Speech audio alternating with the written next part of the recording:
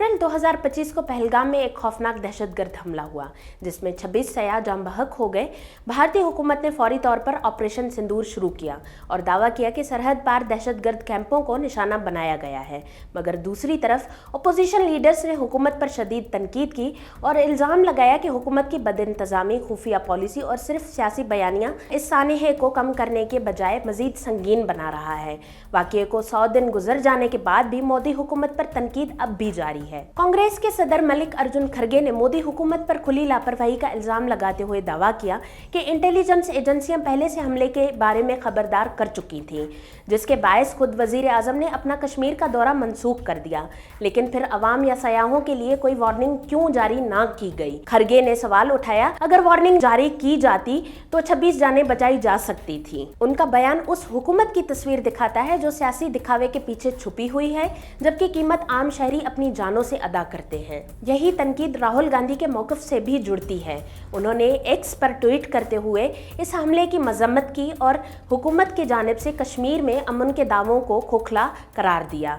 राहुल ने लिखा, मुतासिरा खानदानों को इंसाफ दिया जाए, खोखले दावों के बजाय असल जिम्मेदारी लें। उन्होंने एक वीडियो पैगाम में वजीर आजम से मुतालबा किया कि वो शफाफियत अख्तियार करें और संजीदा इक़दामात करें। उनका मौक़िफ़ वाज़ेह था कि हुकूमत के सरकारी बयानिए के हाँ में हाँ मिलाने के बजाय वो मुतासरीन के साथ खड़े हैं और अमली कदम चाहते हैं। 28 people have been killed in cold blood. It is pretty clear who is responsible for this. The people who are responsible for this must pay a price. The Prime Minister has to take action, and the action has to be clear and it has to be strong. 28 जुलाई को लोकसभा में operation सिंदूर पर होने वाली बहस के दौरान हुकूमत पर तनकीद में मजीद शिद्दत आ गई, जब वजीर दिफा राजनाथ सिंह ने दावा किया कि पाकिस्तान ने भारतीय हमलों के बाद सीज फायर की दरख्वास्त की थी, तो राहुल गांधी ने अचानक मुदाखलत करते हुए साफ अल्फाज में पूछा, फिर आप रुके क्यों? ये लम्हा उस बात को जाहिर करता है कि राहुल गांधी हुकूमत की शराइत पर होने वाली फौजी कार्रवाई को भी बगैर सवाल कबूल करने को तैयार नहीं। उनका सवाल ये इशारा देता है कि शायद भारत ने सियासी या सिफारती दबाव में आकर कार्रवाई बहुत जल्द रोक दी। पाकिस्तान ने हार मान ली है अध्यक्ष महोदय, और हॉस्टिलिटी रोकने की कोशिश की। अब रोक दीजिए महाराज। उन्होंने एक कोशिश की, हमारे डीएमओ से बात की, महाराज अब रोक दीजिए, बहुत हो गया। यह पेशकश इस कैबिनेट के साथ स्वीकार की गई थी। सुने, रुकिए तो और थी। एक इंटरव्यू में साबिक वजीर दाखिला चिदम्बरम ने सवाल उठाया, ये क्यों फर्ज कर लिया जाता है कि हमलावर पाकिस्तान से आए थे? उन्होंने इल्ज़ाम लगाया कि हुकूमत अहम शवाहिद को छुपा रही है और ऑपरेशन सिंदूर के वक्त और तफसीलात पर पर्दा डाल रही है। उनका मौक़िफ़ हज़्ब इख्तलाफ के अमूमी बयानिए की नुमाइंदगी करता है कि कौमी सलामती को सियासी गुरूर और गैर जिम्मेदारी छुपाने के लिए इस्तेमाल किया जा रहा है। Have they identified the terrorists, where they came from?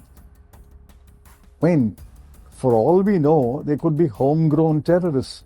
Why do you assume that they came from Pakistan? There's no evidence of that. National anti terrorism day पर कांग्रेस के रेवंत रेड्डी ने मोदी हुकूमत पर संगीन इल्ज़ाम लगाया।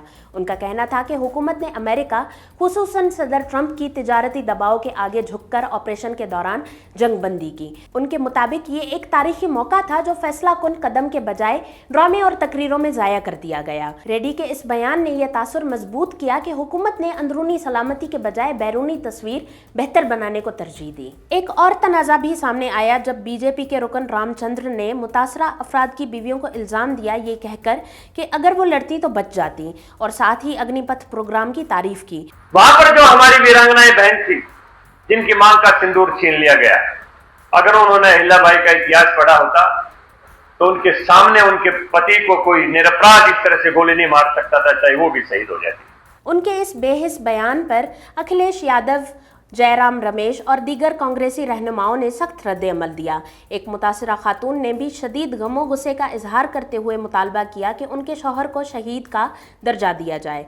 उन्होंने कहा कि इस बयान ने गम को सियासी रंग दे दिया है और असल मुजरमों के बजाय मुतासरीन के खानदानों को निशाना बनाया जा रहा है। इन तमाम बयानात को देखते हुए ये वाज़ेह होता है कि अपोजिशन सिर्फ पहलगाम हमले की मजम्मत नहीं कर रही, बल्कि एक ऐसी सियासी सकाफत पर तनकीद कर रही है जहाँ इंटेलिजेंस इंटेलिजेंस इत्तलात छुपाई जाती हैं, दहशतगर्दी को इलेक्शन के वक्त इस्तेमाल किया जाता है और मुतासरीन को सियासी बयानिए के नीचे दबा दिया जाता है।